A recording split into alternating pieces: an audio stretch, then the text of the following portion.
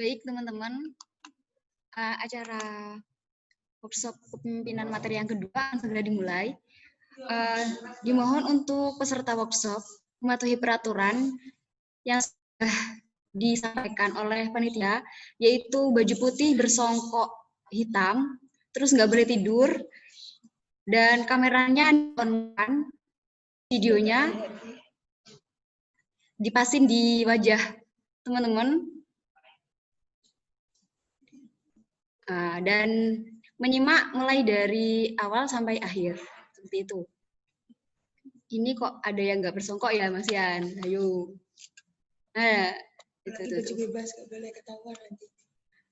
Nanti, nah itu pakai baju putih ya, teman-teman. Nanti ada bukti di screenshot oleh panitia. Apabila yang nggak mematuhi peraturan, akan kami catat.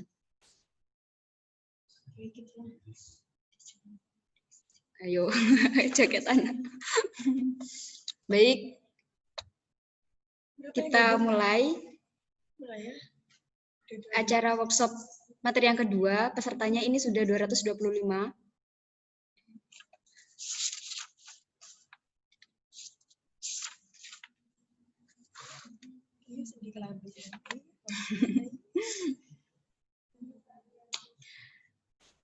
Baik, kita mulai. Assalamualaikum warahmatullahi wabarakatuh. Selamat pagi menjelang siang, teman-teman. Peserta workshop kepemimpinan pada hari ini. Alhamdulillahirrabbilalamin wa bihi nasta'in wa ala umuri dunya waddin sayyidina wa maulana Muhammadin wa ala alihi wa sahbihi ajma'in amma ba'du. Pertama-tama marilah kita panjatkan kepada Allah Subhanahu wa taala karena telah melimpahkan rahmat kesehatan dan keselamatan sehingga kita dapat berkumpul di acara workshop kepemimpinan via Zoom pada pagi menjelang sore hari ini. Menjelang siang pada hari ini. Adapun topik yang kita bahas pada hari ini yaitu tentang keakademikan ya teman-teman. Sebelumnya perkenalkan, nama saya Nur Hayati. Saya bertugas pemandu pada materi hari ini.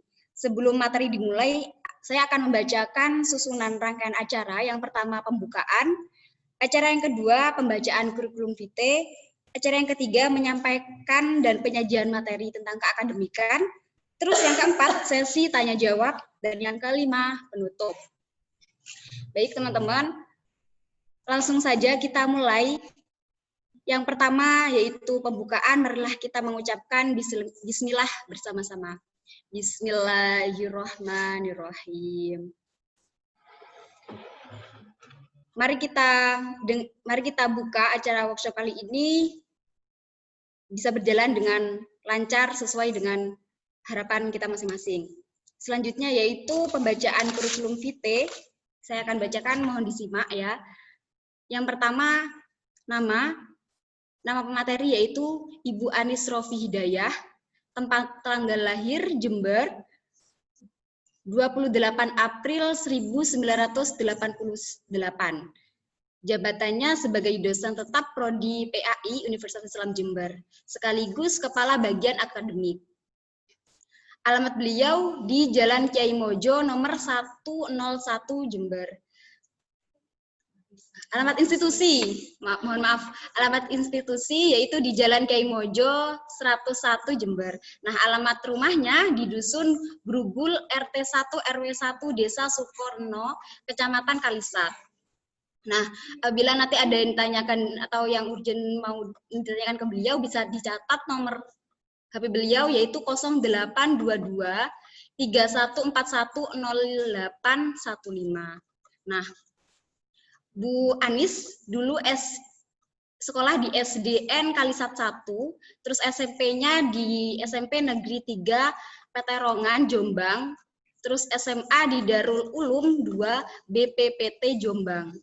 Nah, S1-nya PAI UIN Maulana Malik Ibrahim Malang pada tahun 2007 sampai 2011. S2-nya Manajemen Pendidikan Islam UIN Maulana Malik Ibrahim Malang pada tahun 2011 sampai 2014. Nah, pengalaman organisasi beliau yaitu HMP Prodi PAI UIN Malang, terus BEM Fakultas Tarbiyah UIN Malang. Beliau terapis ABK 2011 sampai 2014, terus guru SDN Merjosari 1 2012 sampai 2015, Kaprodi PAI Universitas Islam Jember 2018 sampai 2020. Langsung saja, pembacaan kurikulum kita sudah selesai. Menginjak acara selanjutnya yaitu penyajian materi tentang keakademikan kepada Ibu Anis Rofi Hidayah, kami haturkan.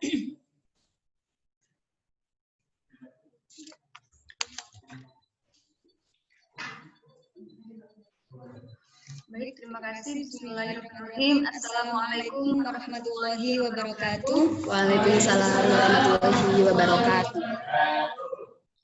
Alhamdulillahirrahmanirrahim. Wassalatu wassalamu ala asyrafil anbiya'i wal mursalin sayyidina wa maulana Muhammadin wa ala alihi wa sahbihi ajma'in. Sebelum kita mulai, biasanya membuka perkuliahan.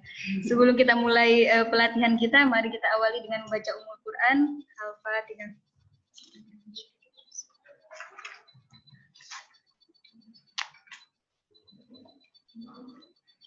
Baik, tadi sudah diperkenalkan, saya Anis Rofi Hidayah yang dari PAI. Kalau ada mungkin sudah pernah ketemu dengan saya.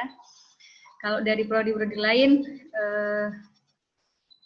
akan ketemu saya di bagian akademik ya. Baik, silakan di-share materinya.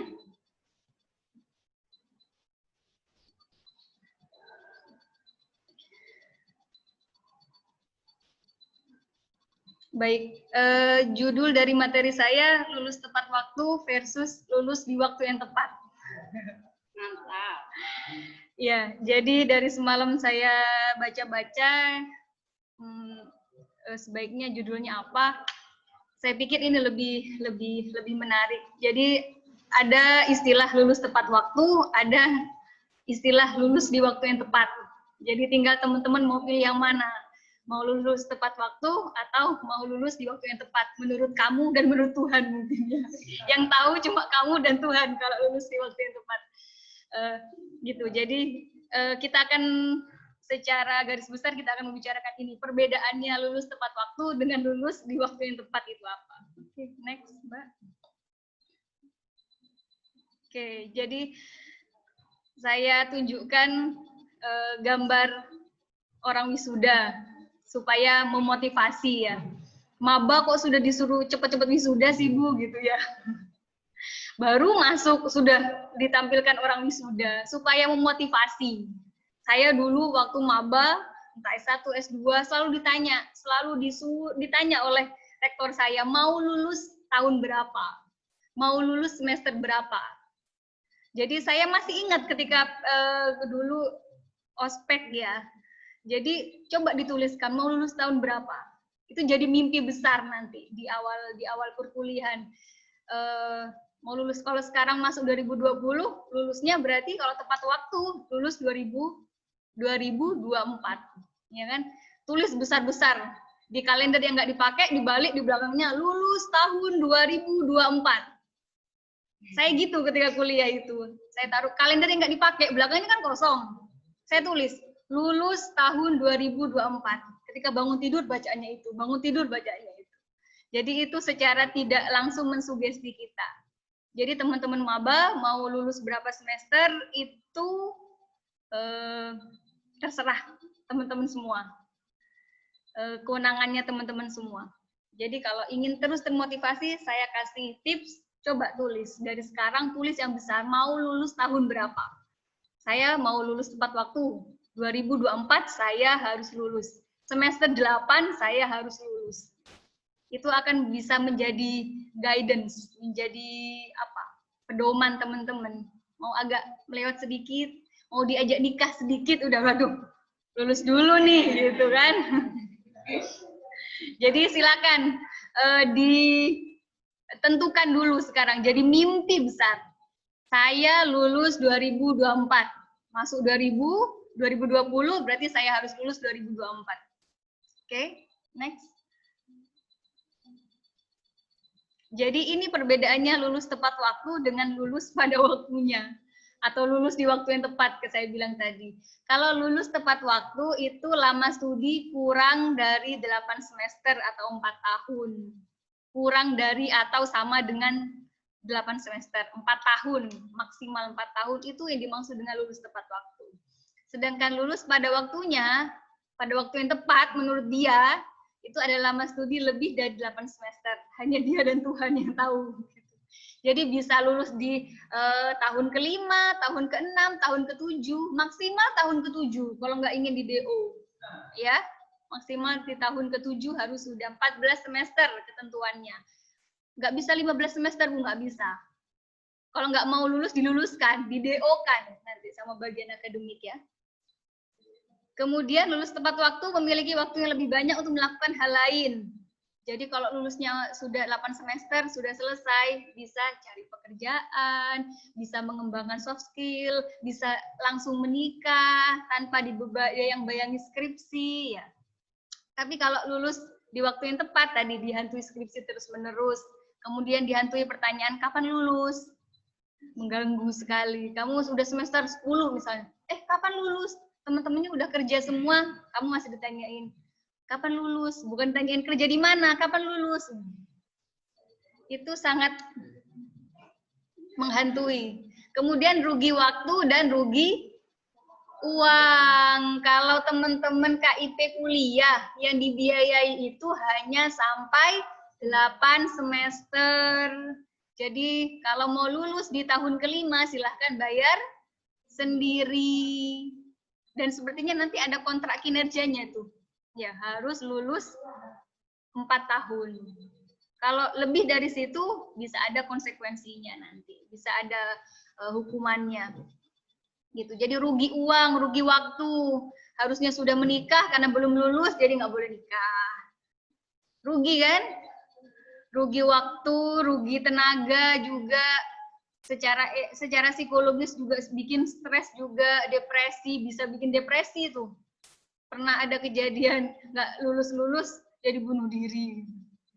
Kenapa? Karena ya sesuatu ditunda-tunda itu psikis kita itu sebenarnya menolak, menunda-nunda pekerjaan. Cuma karena sudah dilakukan terus, jadinya itu jadi penyakit. Itu ya perbedaannya. Jadi yang dimaksud dengan lulus tepat waktu itu kurang dari atau sama dengan 8 semester. Kurang dari boleh, Bu? Boleh. 7 semester 2 bulan, 7 semester 3 bulan. Jadi yang semester 8 nggak dipakai semua. 7 semester 4 bulan gitu. Itu lulus tepat waktu. Tapi kalau lulus di waktu yang tepat tadi, menurut saya waktu yang tepat itu semester 10, Bu. Oh ya, terserah kalau gitu. Itu kan menurutnya tepat menurut kalian. Jadi gitu. Jadi optimis bisa lulus tepat waktu. Itu baik buat teman-teman, juga baik buat prodi teman-teman. Coba diingat-ingat semua pesannya Kak Prodi itu lulus tepat waktu. Nggak pengen kamu itu lulus di semester 9, 10, bosen. Pengennya mahasiswa itu yang lain. Pengennya kalian sudah cari pekerjaan, kuliah S2. Gitu kan, nggak pengen lama-lama. Oke, lanjut. Jadi itu perbedaannya.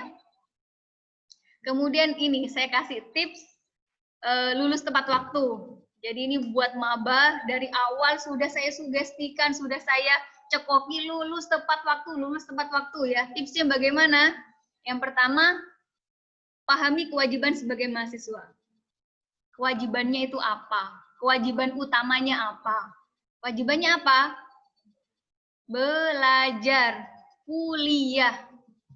Kewajiban itu adalah sesuatu perbuatan, suatu kegiatan yang kalau tidak dilakukan akan menimbulkan dampak, akan dimarahi, akan dihukum. Ya, dihukum secara moral, secara institusi mungkin. Itu namanya kewajiban. Misalnya, kalau demo itu kewajiban apa bukan?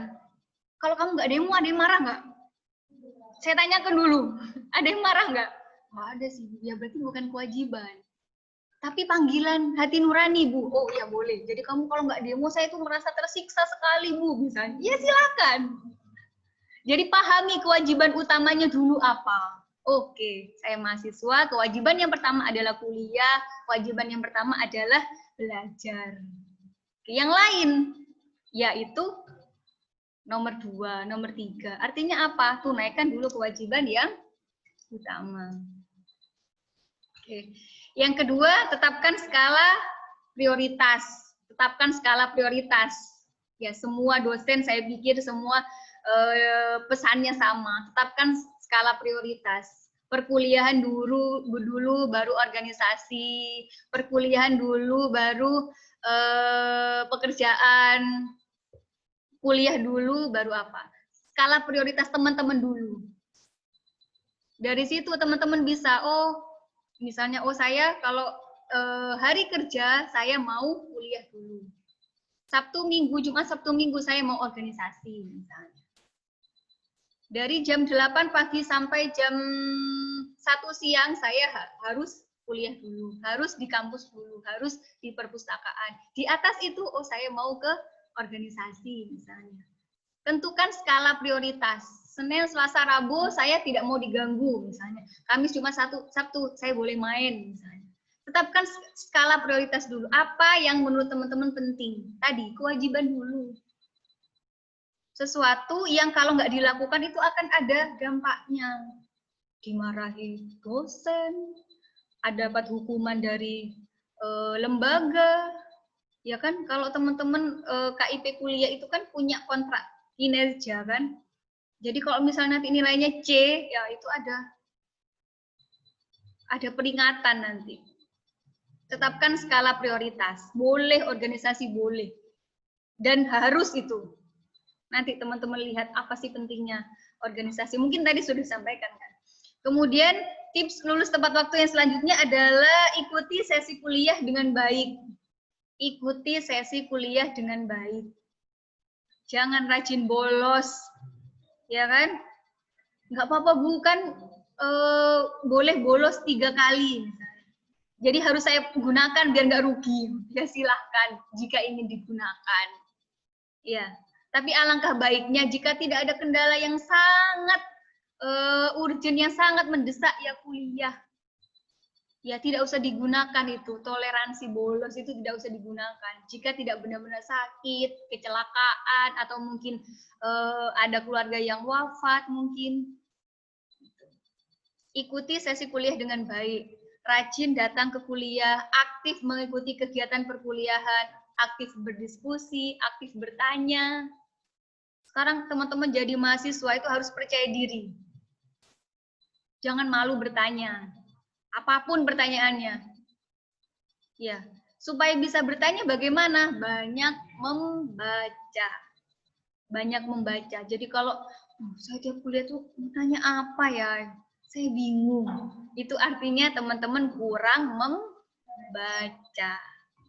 Supaya bisa bertanya gimana, Bu? Banyak membaca dulu supaya nyambung, supaya punya sesuatu yang bisa ditanyakan. Kemudian yang keempat, make a good relation with lecturer. Punya hubungan yang baik dengan dosen, terutama kaprodi. Hubungan yang baik itu seperti apa? Ya rajin berdiskusi, rajin berkonsultasi. Apapun permasalahan teman-teman konsultasikan. Teman-teman punya kaprodi, teman-teman punya DPA, dosen penasehat akademik. Jadi dosen penasehat akademik itu bukan hanya untuk tanda tangan KRS. Teman-teman boleh konsultasi apa saja. Tanyakan apa saja, Bu. Kalau saya ini semester ini harus bisa di sistem paketnya ada 22 SKS, tapi saya ingin nambah, Bu. Saya ingin 24 SKS biar cepat lulus misalnya. Silahkan konsultasikan itu. Punya tema penelitian mungkin, punya kendala selama perkuliahan. Bu, saya ini Bu kerja, gimana ya, saya konsultasikan itu. Jangan motong di tengah jalan, jangan tiba-tiba nggak kuliah gitu misalnya. Apalagi teman-teman KIP kuliah ini jangan sampai merotol di tengah jalan. Apapun alasannya, apapun kendalanya, konsultasikan dulu. Jangan hanya merasa itu masalahnya teman-teman, konsultasikan sama Kaprodi utamanya, kemudian sama DPA. Jalin hubungan yang baik. Jalin hubungan yang baik dengan dosen. Oke, selanjutnya. Tips lulus tepat waktu selanjutnya, kelola waktu dengan baik. Waktu 24 jam silahkan dikelola dengan baik. Jangan sampai merasa, saya sibuk. Kelola waktu itu dengan baik. Ada waktunya belajar, ada waktunya istirahat, ada waktunya beribadah. Sebenarnya harusnya cuma dibagi 3 hal ini. Waktu bekerja, waktu istirahat, dengan waktu beribadah. Silahkan di-manage sebaik mungkin. Kalau saya juga bekerja misalnya, ya berarti waktunya istirahat dikurangi untuk bekerja. Oh, saya aktif berorganisasi, siangnya saya organisasi. Tugas saya kapan, Bu? Oh, kalau ingin berorganisasi tetap jalan, ya berarti harus ada yang dikorbankan. Oh, istirahat saya harusnya 8 jam, saya kurangi jadi 4 jam. Malamnya saya ngebut tugas misalnya, saya ngelembur. Kan begitu. Jadi jika ingin dapat keterampilan tambahan, pengalaman tambahan tadi berorganisasi, memimpin sebuah organisasi, itu menjadi ketua organisasi itu luar biasa loh. Pengorbanannya pun luar biasa. Ya kan? Kalau yang lain dia istirahatnya 8 jam, ketua organisasi mungkin cuma 4 jam, 5 jam. Kenapa? Siangnya sudah kuliah, ngurus organisasi, malamnya dibuat ngerjakan tugas, ya, atau dibuat lembur rapat organisasi misalnya. Kelola waktu dengan baik, jangan sampai ada yang terkorbankan. Gitu. Jangan sampai sakit juga karena terlalu sibuk kuliah, sibuk organisasi, harus bisa mengelola itu dengan baik. Itulah makanya kalau misalnya waktunya istirahat, ya sudah istirahat. Jangan main HP terus, sampai begadang, nonton drama Korea terus misalnya, sampai lupa begadang, sampai lupa tidur maksudnya, karena begadang.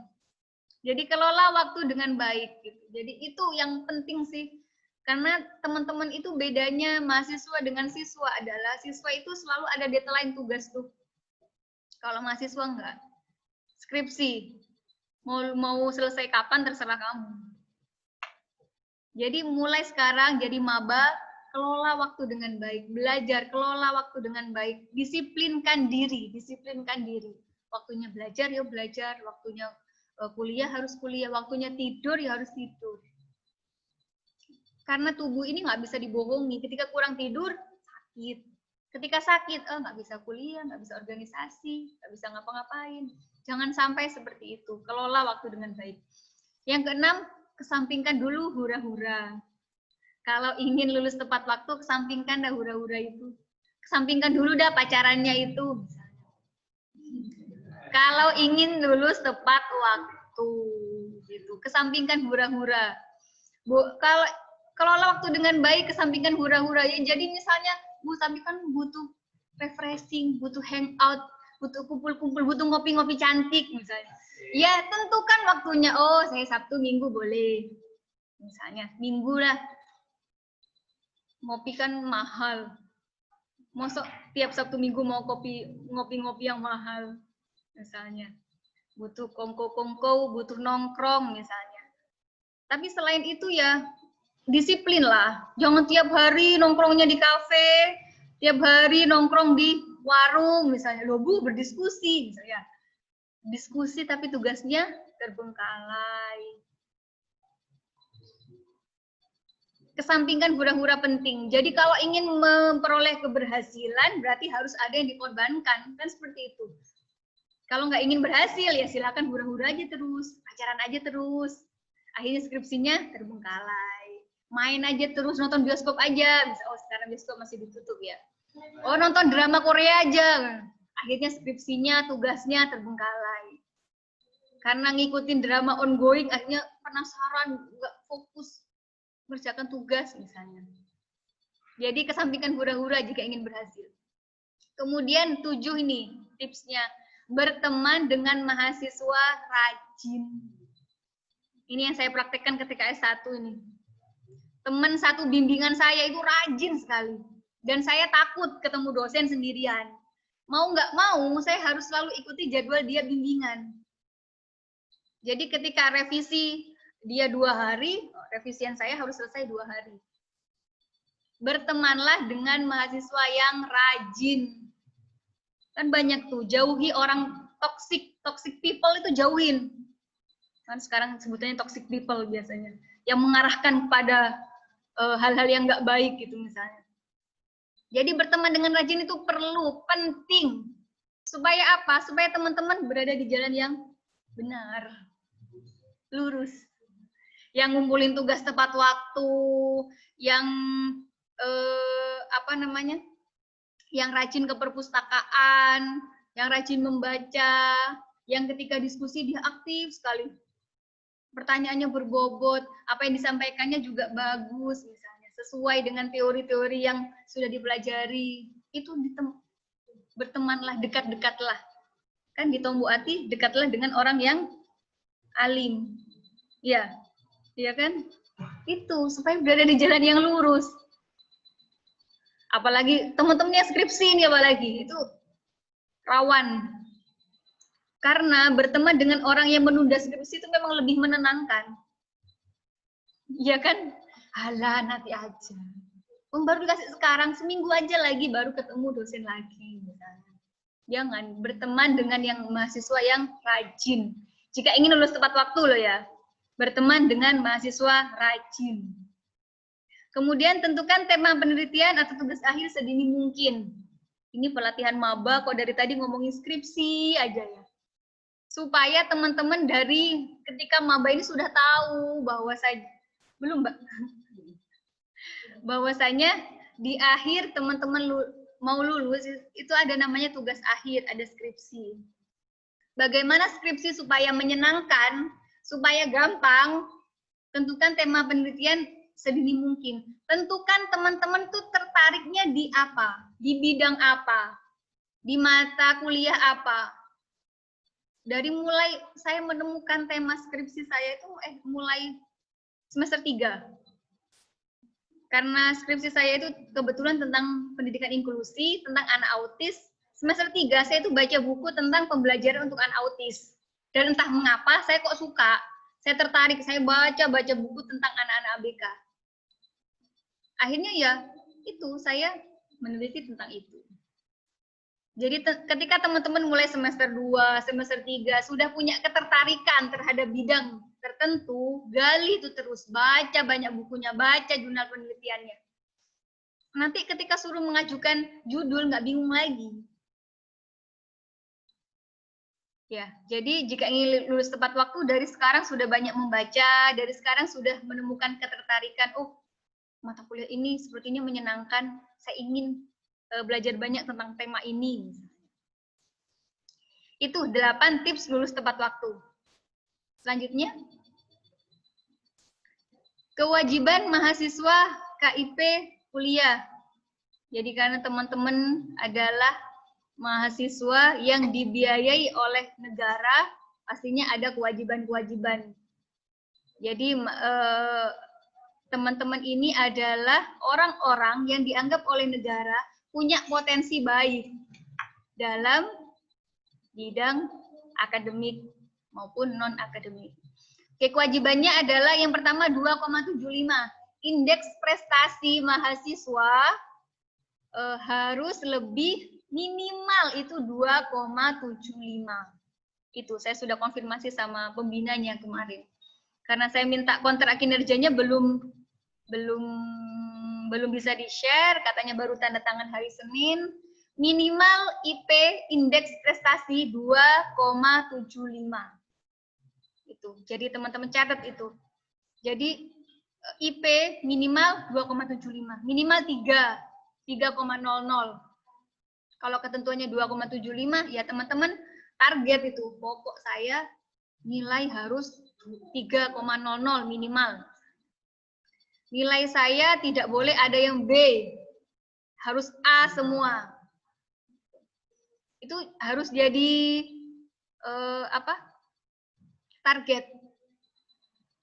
Kemudian mahasiswa KIP kuliah harus aktif di perkuliahan, aktif berorganisasi. Kenapa harus aktif berorganisasi? Supaya yang terasah bukan hanya akademiknya, tapi soft skill-nya juga terasah.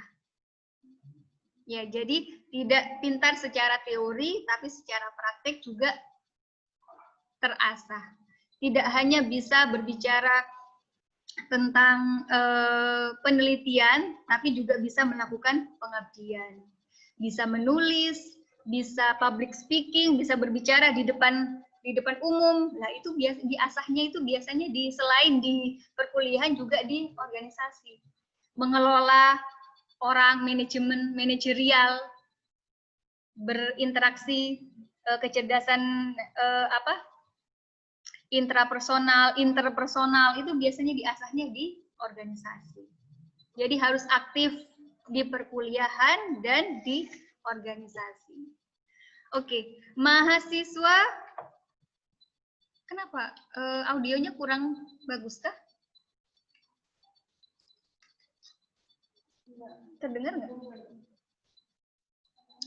Oke, selain itu apa? Harus kreatif.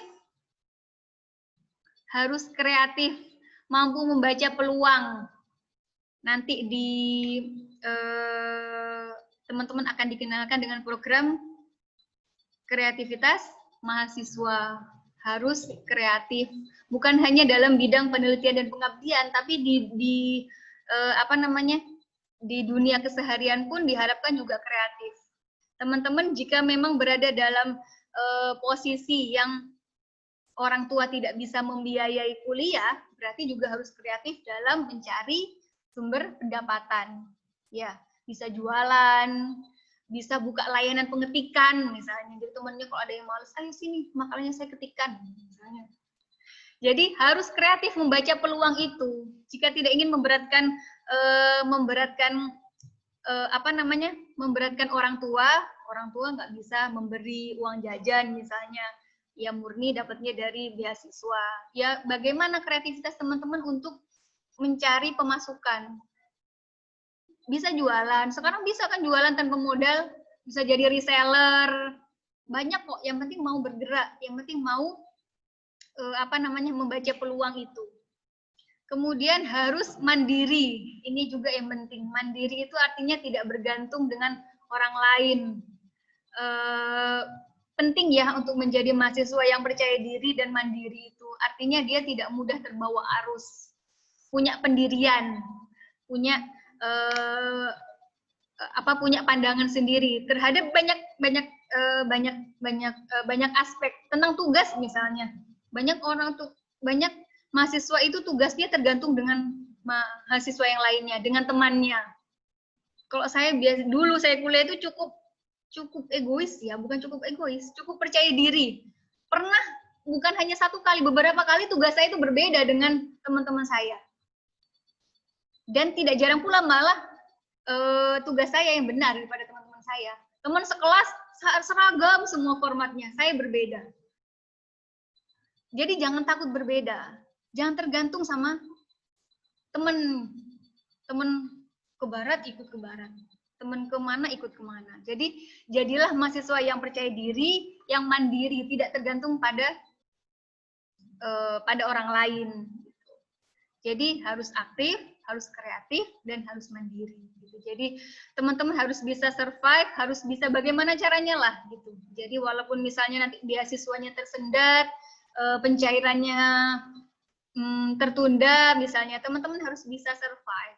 Gimana caranya? Coba kreatif, melihat peluang, ada peluang jualan, peluang membuka layanan jasa titip misalnya, yang pekerjaan yang tidak mengganggu perkuliahan. Saya pikir itu banyak. Atau mengasah kemampuan menulis di koran, di majalah, itu biasanya ada fee-nya. Gitu. Jadi teman-teman bisa mengasah di situ. Itu kewajibannya ya, selain IPK harus aktif di organisasi, aktif di perkuliahan, kemudian harus menjadi mahasiswa yang kreatif, yang mandiri, dan percaya diri. Oke, bisa dilanjutkan? Bagaimana mencapai IP 2,75? Kalau masih bingung bagaimana caranya, Saya kasih ini jawabannya. Yang pertama, rajin kuliah, rajin membaca, rajin mengerjakan tugas. Udah itu aja. Jadi teman-teman nggak usah bingung gimana sih caranya dapat nilai A. Yang penting teman-teman rajin kuliah, rajin membaca, rajin mengerjakan tugas. Insya Allah dapat A. Jadi rajin membaca supaya teman-teman bisa aktif dalam perkuliahan, bisa berdiskusi, bisa menjawab pertanyaan, bisa menanggapi pertanyaan, bisa menanggapi diskusi, bisa mengasah kemampuan berpikir kritisnya teman-teman, rajin mengerjakan tugas. Kenapa sih Bu kok dosen semuanya tugas terus? Tugas itu adalah media supaya teman-teman belajar. Coba dibayangkan teman-teman, jika misalnya, apalagi sekarang e-learning, ketika perkuliahan daring, kalau nggak dikasih tugas, apa teman-teman mau membaca? Ya kan? Kalau nggak dipaksa, biasanya tidak mau membaca. Kadang malah dikasih PPT aja, Bu, PPT aja ya ininya gitu. Kalau dikasih tugas mengeluh, dikasih PPT aja juga mengeluh gitu misalnya. Jadi kenapa harus ada tugas? Jadi teman-teman secara tidak langsung itu disuruh belajar. Kalau nggak dikasih tugas, saya tidak yakin teman-teman mau membaca jurnal gitu kan. Jadi jika ingin nilainya bagus, akademiknya bagus, rajin kuliah, kehadiran itu. Kemudian rajin membaca terkait perkuliahan itu. Jadi kalau bisa ketika sebelum tatap muka, sebelum masuk pertemuan harus membaca dulu. Biasanya dosen-dosen kan sudah memberi RPS, minggu ini topik ini, minggu kedua topik ini, atau minggu ketiga, coba dibaca dulu. Gitu. Oke, kemudian rajin mengerjakan tugas. Itu tips supaya dapat minimal IP-nya 2,75 gitu. Mengerjakan tugasnya juga jangan yang asal-asalan. Jangan asal-asalan ya, gitu. Jangan asal mengerjakan tugas gitu. Ya membaca dulu. Yang penting membaca. Ketika teman-teman membaca pasti bisa mengerjakan tugas gitu. Jangan copy paste punya temennya. Itu sudah dosen anti dengan mahasiswa yang seperti itu. Oke, selanjutnya. Prestasi apa yang harus dicapai mahasiswa KIP kuliah? Prestasi akademiknya, IP-nya lebih dari atau sama dengan 2,75. Kemudian PKM, diharapkan mahasiswa KIP kuliah aktif ikut serta dalam kegiatan program kreativitas mahasiswa. Kemudian harapan selanjutnya adalah lulus tepat waktu. Itu secara akademik. Prestasi akademik diharapkannya kalau IP dan lulus tepat waktu itu kewajiban. Kalau PKM ini masing-masing prodi yang kewenangannya, jadi masih belum bersifat kewajiban sepertinya. Secara non akademik prestasinya yang harus berorganisasi. Harus berorganisasi ini bukan berarti semua harus jadi ketua kok gitu. Yang penting aktif berorganisasi. Ketika teman-teman aktif berorganisasi, walaupun jadi anggota, teman-teman pasti mendapat sesuatu. Entah itu kemampuan menulis, kemampuan membuka acara, ya kan tidak semua orang itu bisa jadi MC. Minimal berorganisasi dapatnya itu, ya kan? Nggak perlu jadi ketua. Hanya orang pilihan yang bisa jadi ketua, ya kan? Nggak harus jadi ketua. Jadi sekretaris, menulis aja. Kayak saya ini sukanya menulis. Saya kalau rapat selalu menulis. Walaupun zamannya laptop, saya selalu kemana bawa buku tulis. Saya suka menulis gitu. Nulis tangan gitu. Berorganisasi, mengasah kemampuan soft skill. Jadi menulis, berbisnis, public speaking. Di organisasi juga teman-teman diasah mengasah jejaring. Jadi kan kalau organisasi itu ketemu dengan banyak orang, ya kan, apalagi kayak formadiksi gini, nggak hanya ruang lingkupnya UIJ, nanti ada saatnya ada momen kegiatan ketemu dengan formadiksi di UNED, di lokal Jember, kemudian ke tingkat provinsi. Nah, itu kan teman-teman membangun jejaring di situ. Penting itu. Nanti ketika sudah banyak jejaringnya, mencari pekerjaan bisa lebih mudah, membuka usaha bisa lebih mudah, gitu misalnya. Jenjang karirnya juga bisa lebih mudah, gitu. Kalau punya jejaring yang kuat, nanti bisa jadi anggota dewan, jadi caleg misalnya kan, kalau dia punya jejaring yang luas gitu. Jadi secara non akademik teman-teman dituntut harus berorganisasi. Saya bilang organisasi tidak perlu jadi ketua semua, jadi sekretaris, jadi anggota, yang penting aktif. Tiap rapat datang, pasti teman-teman dapat sesuatu di situ. Walaupun cuma keterampilan membuka rapat, misalnya keterampilan berdoa di ketika rapat misalnya, pasti mendapat sesuatu dari situ. Oke, selanjutnya. Oh ya, ini saya kasih tugasnya cukup mudah.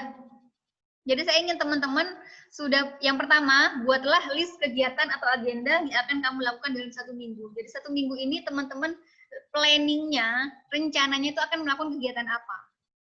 Kemudian yang kedua, tuliskan 1 kalimat yang dapat membuat teman-teman termotivasi untuk terus berjuang, belajar, dan maju. Kalimat motivasi, tidak harus buat sendiri. Mungkin teman-teman pernah baca buku, terus terinspirasi dari sini, terus ketika menghadapi kesulitan, terngiang-ngiang itu. Tugasnya ada 2 itu ya. Coba di list kegiatannya, agenda kegiatan 1 minggu ini mau ngapain? Oh, hari Senin, ngerjakan tugas ilmu pendidikan. Hari Selasa, nih misalnya. Saya ingin tahu, apa teman-teman sudah punya planning untuk 1 minggu ke depan. Kemudian tuliskan 1 kalimat yang dapat membuat teman-teman termotivasi. Saya kasih contohnya. Selanjutnya. Ini contoh kalimat yang memotivasi saya. Beri aku pelajaran sesulit apapun dan aku akan belajar. Teman-teman yang pernah membaca novelnya Andrea Hirata, seriesnya Laskar Pelangi, ada dari salah satunya seriesnya itu ada Mariamah Karpov, ada tokoh namanya Enong. Enong ini seorang apa namanya itu, penambang, satu-satunya perempuan yang kulit tambang ketika itu, dan dia belajar bahasa Inggris. Kulit tambang belajar bahasa Inggris. Dia nuliskan di buku pertama dalam hidupnya itu, beri aku pelajaran sesulit apapun dan aku akan belajar. Dan entah kenapa itu begitu memotivasi saya. Ketika diberi tanggung jawab apapun, kata-kata itu terngiang di saya. Jadi seperti di challenge, diberi tantangan. Ini loh. Jadi terngiang-ngiang. Jadi coba saya ingin tahu, apa teman-teman punya 1 kalimat motivasi yang ketika menghadapi kesulitan, itu teman-teman ingat itu. Atau itu tertulis di kamarnya teman-teman misalnya, jadi memotivasi. Sudah itu saja ya. Oke, semoga bermanfaat dan menginspirasi. Silahkan jika ada sesi tanya jawab, saya kembalikan pada moderator.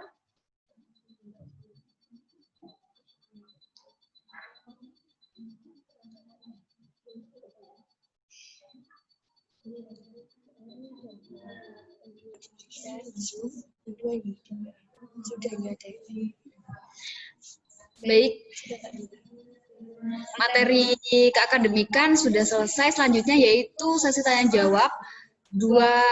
Saya akan membuka 2 pertanyaan. Terus yang 4 pertanyaan, yang 2 di via Zoom, yang 2 pertanyaan di via WA, Japri di Mbak Lulu. Seperti itu. Selanjutnya yang via Zoom, 2 pertanyaan, silakan yang mau bertanya angkat tangan.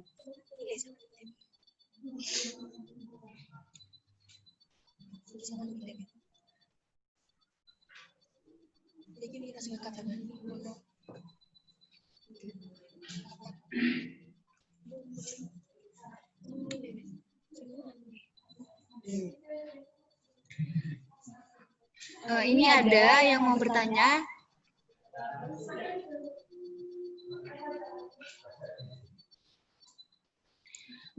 Muhammad Figur Firmansyah dari ilmu hukum, silakan menyampaikan pertanyaannya. Muhammad Figur Firmansyah, ilmu hukum. Assalamualaikum bisa dibuka. warahmatullahi wabarakatuh. Sudah. Iya. Assalamualaikum warahmatullahi wabarakatuh. Waalaikumsalam warahmatullahi wabarakatuh. Nama saya Muhammad Figur Firmansyah dari Prodi Ilmu Hukum. Saya ingin bertanya,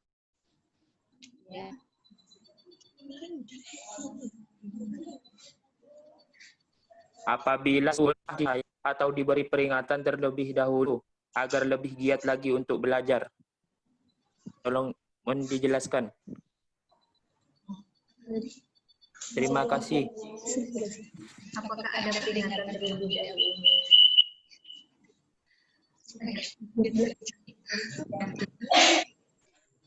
Baik, itu dari pertanyaan yang ke-1, terus selanjutnya langsung dijawab. Pertanyaan yang kedua, mohon untuk yang bertanya silahkan angkat tangan. Nah, ini ada Yazid. Oh, ceweknya ada nggak?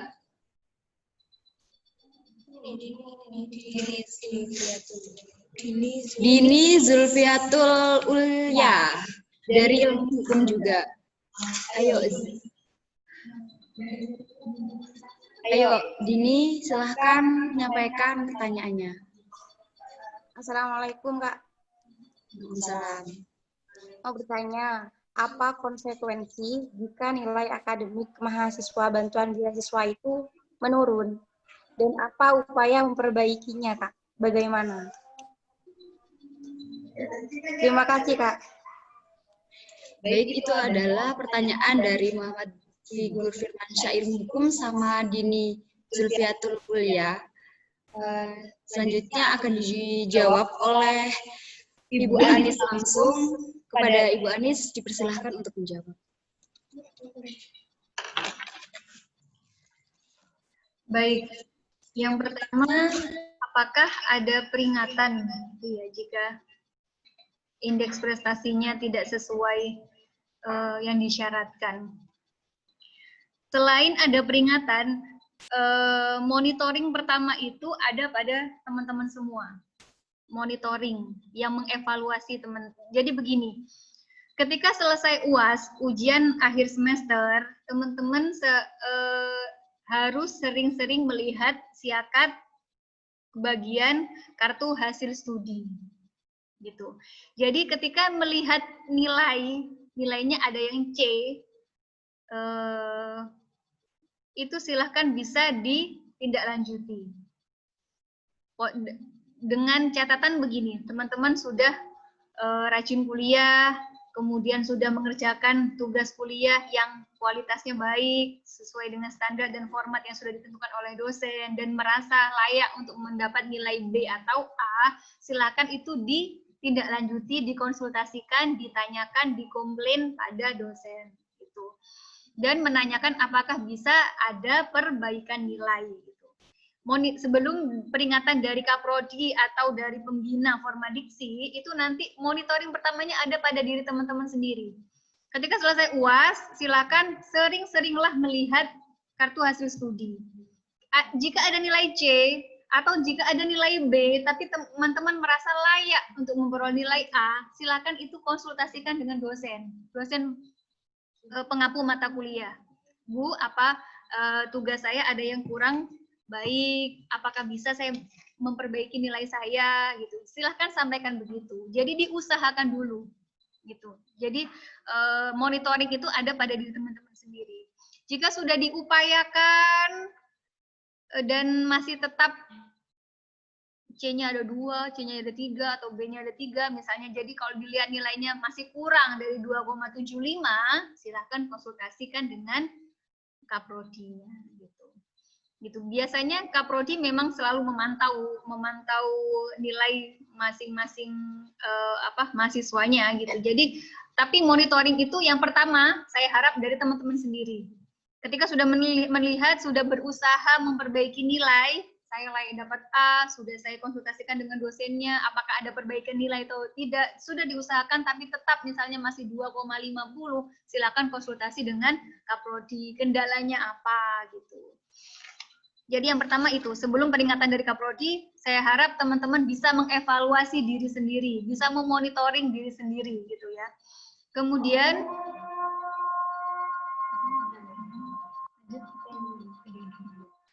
oke, masih adzan ya, pending dulu.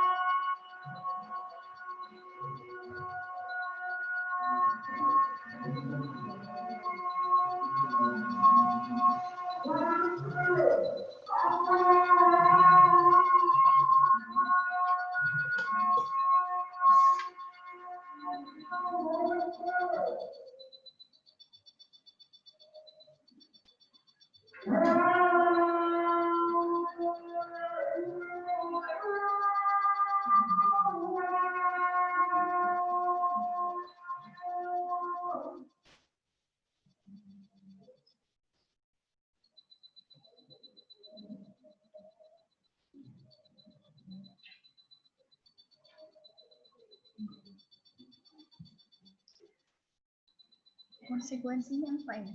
Tadi pertanyaan kedua.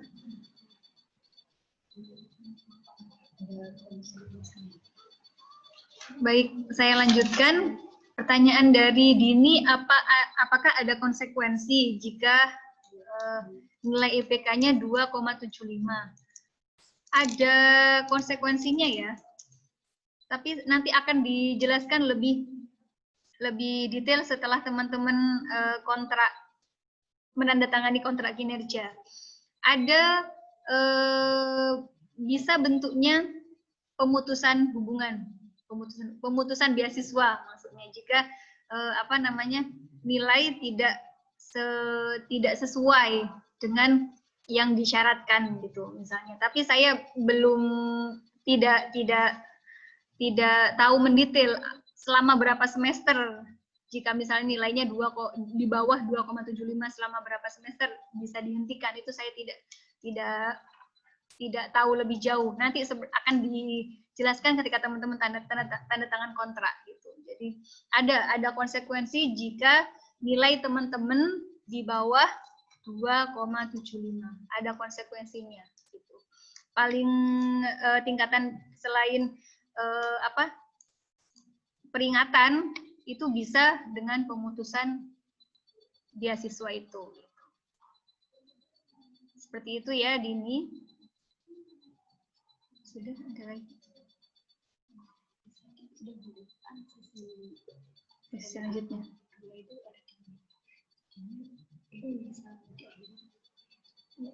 Sudah. Oh, ini sudah selesai. Saya tutup ini ya, berarti. Gimana ini? Jadi pertanyaan yang dibacakan dari Kongkong dijawab. Iya. Jadi nggak dibacakan di sini tapi nggak tahu siapa.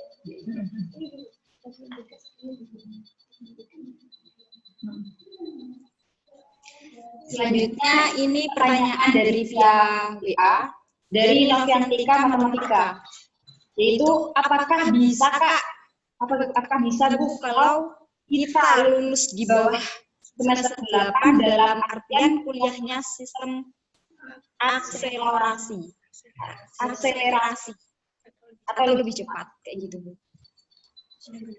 Terus ini yang kedua dari Fatma Nurlaili dari Prodi Agribisnis. Pertanyaannya, apakah benar jika kita sebagai mahasiswa atau mahasiswi mahasiswa atau mahasiswi beasiswa apabila mendapat nilai akademik menurun, beasiswa kita dicabut. Pertanyaan saya, apakah beasiswa itu dicabut sampai kita lulus atau hanya saat nilai kita turun saja?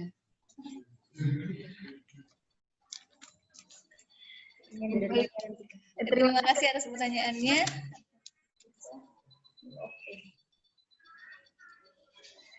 Sejauh ini, kalau ingin tahu akselerasi lebih jelasnya, silahkan bertanya kepada kaprodi masing-masing ya.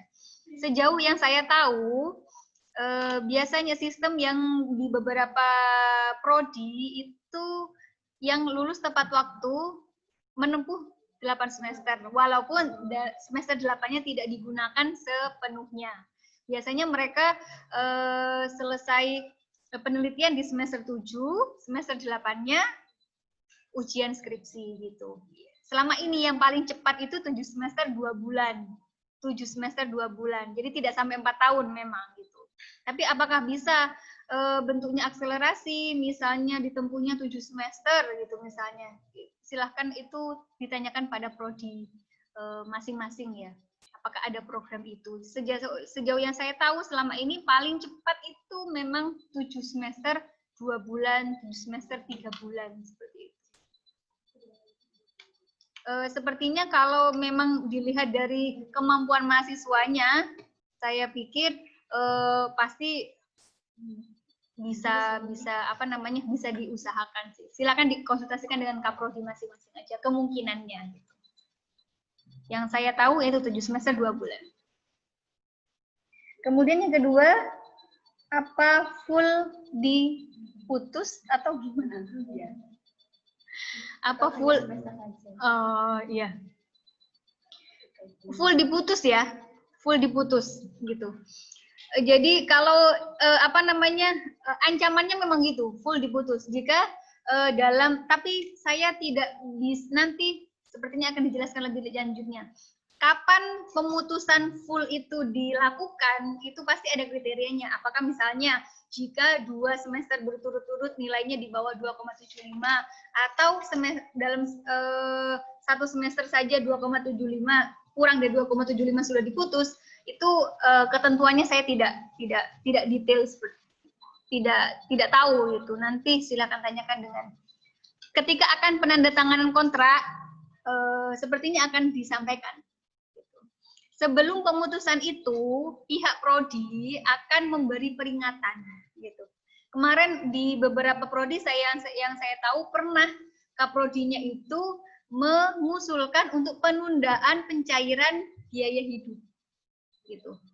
Biaya hidup. Jadi untuk sebagai bentuk peringatan. Jadi supaya tidak benar-benar diputus. Jadi kan harus di-push dulu di tingkat internal gitu. Jadi saya pernah mendengar ada kebijakan seperti itu. Jadi itu ditunda dulu pencairannya supaya apa? Supaya menjadi bentuk peringatan untuk prodi, untuk mahasiswa tersebut gitu.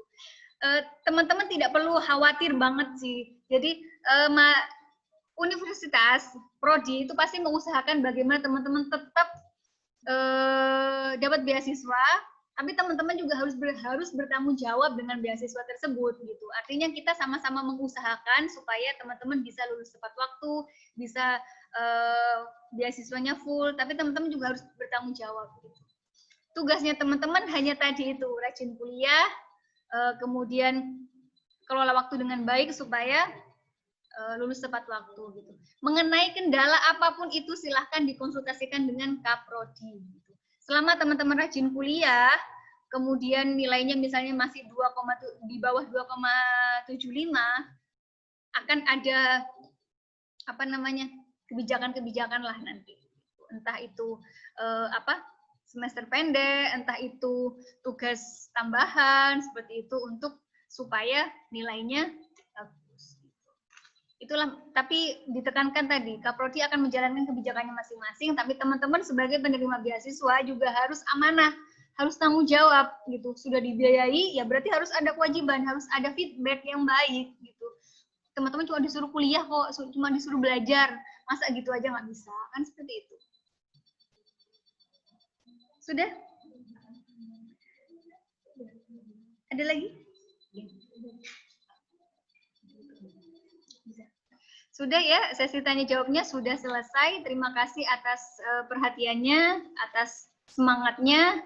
Saya harap teman-teman bisa mengambil inspirasi dari apa yang saya sampaikan.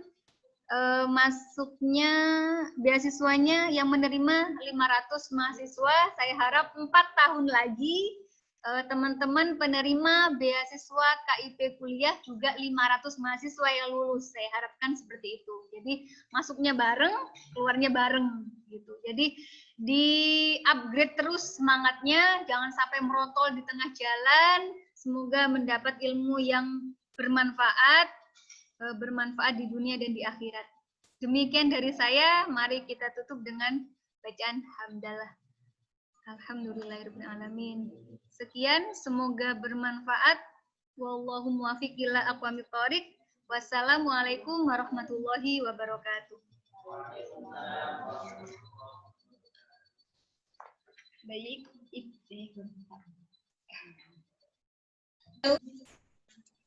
Baik, itu tadi pemaparan materi tentang keakademikan, yaitu isinya tentang proses pembelajaran di Universitas Islam Jember sesuai dengan visi dan misi tujuan dari kampus kita. Yaitu selanjutnya saya Nur Hayati, mohon maaf atas kekurangan dan terima kasih, saya undur diri. Semoga ilmunya bermanfaat. Wassalamualaikum warahmatullahi wabarakatuh. Jangan out dulu, tampakkan wajah kalian, kita foto sesi bersama. Sama pengantin juga. Sesi foto bersama ya. Tampakkan wajahnya, kita screenshot. Hai guys.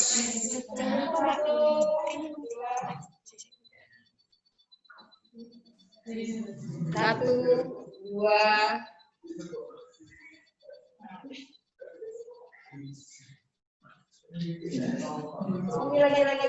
Lagi guys.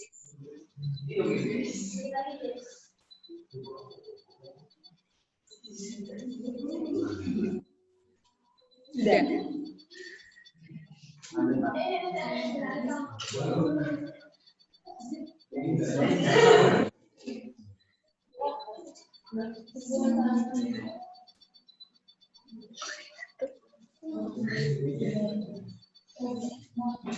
Udah. Lagi. Gitu. 1, 2, 3.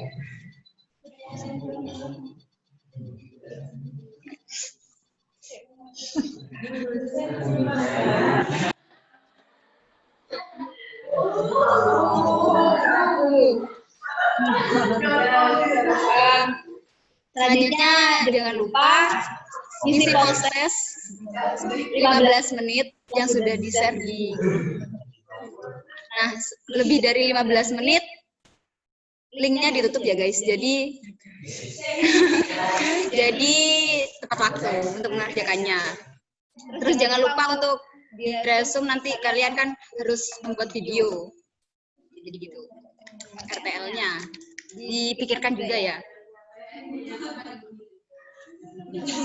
Oh ya, PR dari Bu Anis juga dikerjakan yang tadi di akhir materi.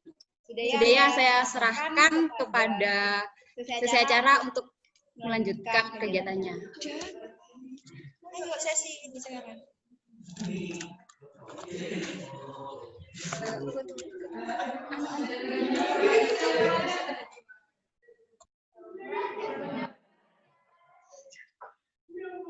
Oh iya.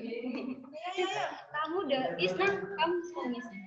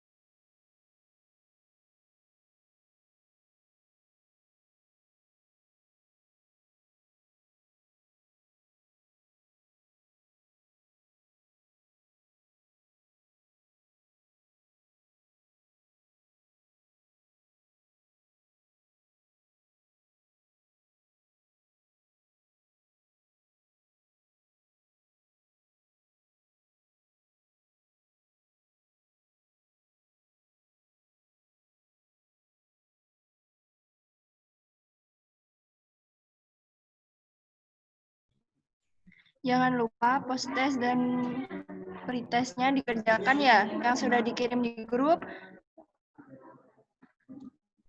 Terus boleh keluar.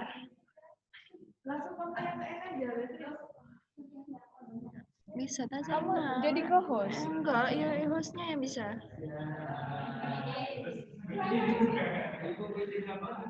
Dikirim di grup ya, dicek grupnya dan cepat diisi.